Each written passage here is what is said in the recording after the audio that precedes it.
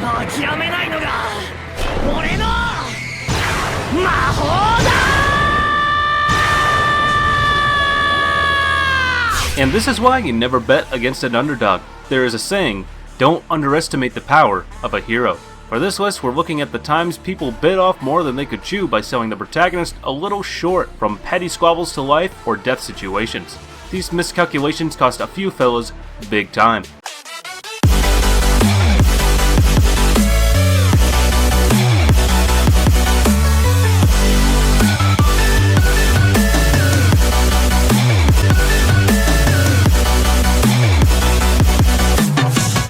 Coming at number 10, we have Arya, the Scarlet Amo. The world of Hidano no Arya is one where the BlueTi, an elite international martial organization, trains its members at the high school level. That's right, in this world, international treaties on child labor are unheard of, and hundreds of parents see no issue with sending their children to a school where the use of firearms is not only commonplace, but required. Furthermore, the students of Tokyo Butte High School, quite unlike my high school classmates, most of whom, by the time graduation rolls around, had yet to master the delicate art of pissing straight, perform incredibly well in this environment. Oh, but it's not just the coursework they have to worry about. Butte High students must apply their lessons to real life when they are targeted by the Butte Killer, a criminal who sends high-speed Saw-esque murder puzzles after the teenage students. This individual has yet to be apprehended, as Butte graduates and all other law enforcement agents have better things to do than bother with a serial criminal with a rigidly defined MO, who regularly targets minors and endangers civilians in the process. Yep, that's the whole fucking plot. Enjoy the anime, you lolicons. At number 9, we have Antimagic Academy, the 35th Test Platoon. The story revolves around the Antimagic Academy, which is a special school for insurers with a system of student distribution to several teams. Of all existing teams, there is a team called the Small Fry Platoon, the 35th Platoon test team, whose members are known as teams that have various problems from rank, cooperation, personal problems, and a couple other items. Takeru Kusanagi, one of the male instigators of the Small Fry Platoon team, who only used swords as a weapon to GHT and caused him to be ridiculed by his colleagues because the sword was considered an ancient and less effective weapon. The team is changing, beginning with the entry of a powerful inscuator named Aoka Otori as punishment for having broken the rules. The main character in this anime is underestimated by a story that focuses on friendship, love, and the lowest team struggling to be the best. The animation of the series is well made so that the audience can enjoy it, especially the exciting battles. And the main characters are like that of the main characters in a harem anime. Huh. Nice. 私というものがありながらまさかと思っていたがなんで私を混ぜてくれないのよこの裏切り者 At number 8, we have Black Clover, telling about a world where magic is everything and is used for most of life. Those who have no magic will be considered the lowest of anyone. Asta is a teenager who was born and raised in a church whose place is in a rural village called Hage Village, along with her rival, Yuno. Although they are rivals, they have great differences in magical powers. Yuno has great wind magic power while Asta has no power at all. When the ceremony reception of the magic book has been held, where teenagers who have entered the age of 19 are asked to gather to receive Grimoires that can be used to improve their magic abilities. Most get Grimoire with 3 clover leaves, while Yuno attracts everyone's attention for getting Grimoire 4 leaf clover. But the bitter incident that happened to Asta, who did not get a Grimoire at all, had to repeat a year. Having to accept the tough reality, Asta practiced physically very hard to expect to have Grimoire and become the Emperor of Magic. The main character in the story is considered trivial and low by everyone because it has no magic, but in fact, he has an anti-magic power that can undo all magic with a heavy sword that can only be worn by the main character. When his opponent over-belittles him, the main character defeats his enemy with just one attack, and this makes Black Clover, including the main character, an anime that's underestimated. At number 7, we have Chaika, the Coffin Princess. The story follows Chaika, Turu, and his sister, Akari, with yet another companion on their hunt for body parts. Yes, you heard me. Body parts. These body parts happen to be leftovers from a late emperor, and of course, these are very valuable and powerful. However, our lovable heroine's only wish is to gather her father's leftovers and bury him. Simple? Not by far. If you could guess, Chaika is not the only one who wants these body parts. Yet, this is not all the story has to offer. Our protagonists are a fun bunch of people with their own characteristics and personalities that make them fun in their own way. While Toru's character is a very common one, it's hard not to like him in some way. Alongside our heroes are yet another set of characters we get to know, giving us a chance to bond with the opposite side. I would not like to call them enemies, but they do want to put an end to Chaika's little journey. These are not evil people with fangs and big breasts. They are people who do what they think is right, and they have their own problems they struggle with. I was quite fond of this side of the story.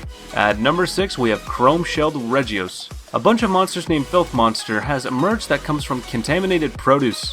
Their presence makes humanity threatened, and now they are forced to live in a special city called Regos, which is a safe haven from the filth monsters, and is a place for military training from generation to generation, mainly in the use of special weapons called Dite, used to GHT the filth monster. Ranging around the academy located in the Zulni area, there is a man named Lefos who is wanting to forget his past and distance himself from the battle-related thing, and lead a normal life with ordinary citizens. But it was prevented by Kylan Loss, the Zulni leader who was interested in him and enlisted him in the military group. The telling of the main character who possesses extraordinary power is hidden and not known by many people, so that he is underestimated and considered as ordinary people. Is this anime good? Hell yeah, brother, it's awesome. At number 5, we have Hinamaru Suumo. The setup for our story will seem rather familiar to anyone who has seen classic sports series. Main bro is a prodigy with the heart, but he can't be the unbeatable Sumo Jesus just yet, for there are several things in the way. He himself is a manlet, practically new unit between meter and decimeter, tier midget who is too short to officially be able to become a sumo pro. He also can't join the school with the best sumo club in Japan because he is terrible at reading maps. So instead, he ends up in a school with a sumo club that is practically dead, and the whole fight sports scene in the school ruled by thugs, delinquents, and cool badasses. The nearly a Jesus type of character with these hardships/obstacles is used to create some rather interesting mixed martial arts battles very early on, and also to introduce a bunch of characters who get to discover the beauty of sumo sports in the same manner as the viewers who are new to sumo do when watching the series. At number 4, we have Megalobox.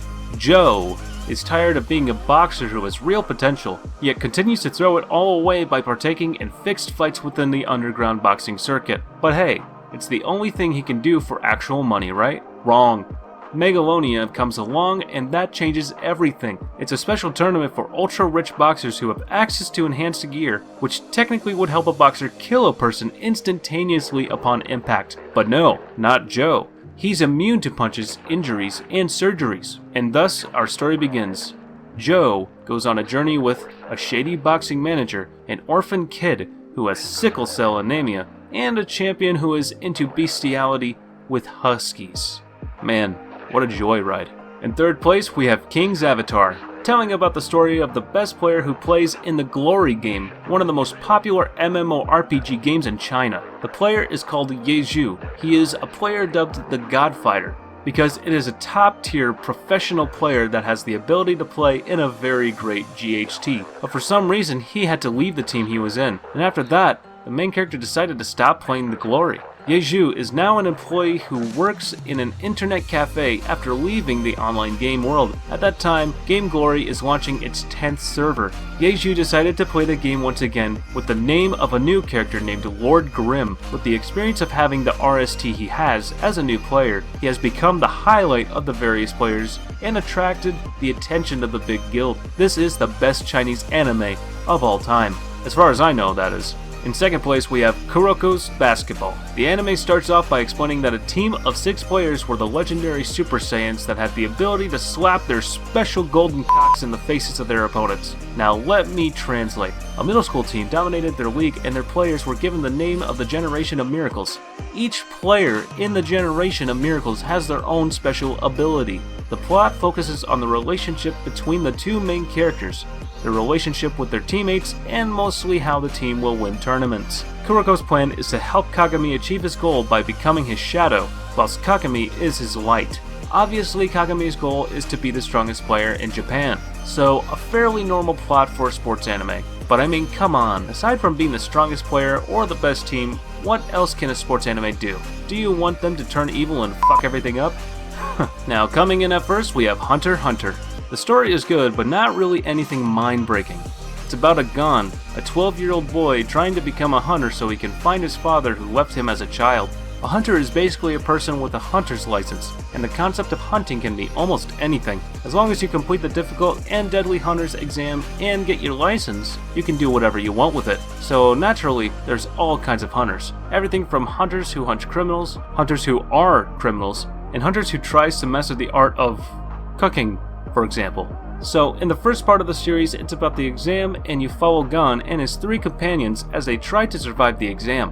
What you're going to notice is that the story involves very little fighting, and yet it's really intense. In the 3rd exam, for example, they have to fight against dangerous criminals, but instead of beating all of them up with super lightning attacks, they introduce different kinds of simple methods, like Jenkin. This is executed very nicely and feels refreshing if you've watched other shonen series. Did you like today's video? Did we forget any anime that you believe should be on the list? Did I pronounce any of the names wrong? Probably. Anyways, be sure to leave a like, and definitely don't forget to comment. See you in the next one.